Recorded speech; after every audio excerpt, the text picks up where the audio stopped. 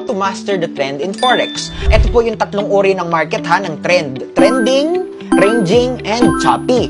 So, kung makikita nyo dito, ito yung uptrend. Ayan, example to ng uptrend market. Ito yung downtrend. Ito yung sideways trend or yung tinatawag na ranging. Ayan, uptrend, downtrend. Pag sinabi nating choppy market, ito yung putol-putol yung candles. Kasi, identifying the current trend helps us know our bias. Natural, kung nakita mong uptrend si market, anong gagawin mo? E di buying. Kung nakita mong downtrend, e di selling.